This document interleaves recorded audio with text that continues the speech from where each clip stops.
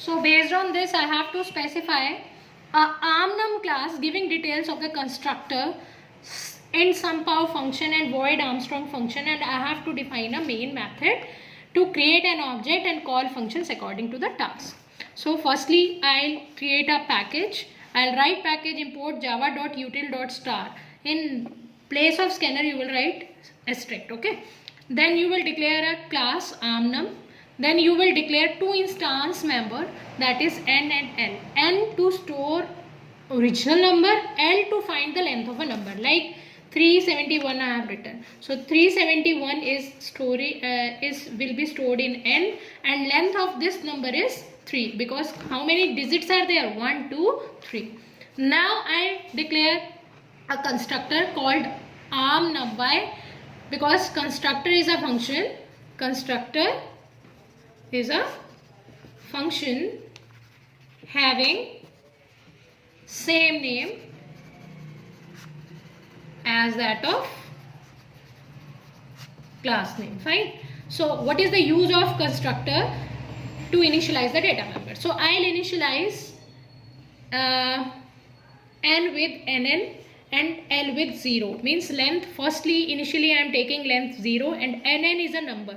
So see students, whenever you will create a class with the object, constructor will be invoked.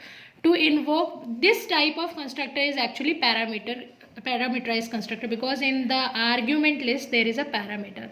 Sometime there can be default, sometime there can be parameterized. So this is the parameterized constructor, and in main method what you are doing, you are declaring a class with the object and new arm_num 371. So 371 is actual number. I am passing, when I will declare object, automatically compiler or cursor will move to this. So 371 will move to nn, and now n will be initialized by 371. So in main method, then I will call obj.isArmstrong. Cursor will move here. Now what is the use of this for loop? This for loop is actually calculating how many digits. N, I equal n, 371, and I should be greater than 0. I divide by 10. What do you mean by this? Like this. So how many times it will divide till the number is greater than 0? So 3 times it will divide. So L will be 3 here. Now I will invoke function SUMPOW. 371 will move to I. Firstly, I have passed 371 to nn. Then I have passed nn to n. Fine. So through n I got what? Length of that number. Then that n is passed to I. Fine. So n, I'll invoke SUMPOW method. So now I will move to n will move to I. So here, if I is greater than 0, means 371 is greater than 0, then it will return mat.pow I%10. I%10 means 371 divided by 10. So this one is actually I%10.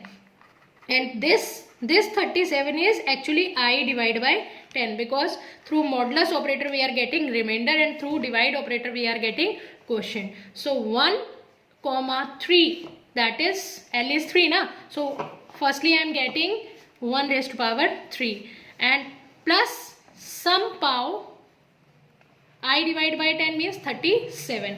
Then again this 37 will move to, means recursion is there na. So 37 will move to here, and after that I will get which remainder? I will get 7 raised to power 3 plus SUMPOW 3. So after that I will get 3 raised to power 3 SUMPOW 0. So there will be a recursive which condition? That is when the termination will be ended. Fine.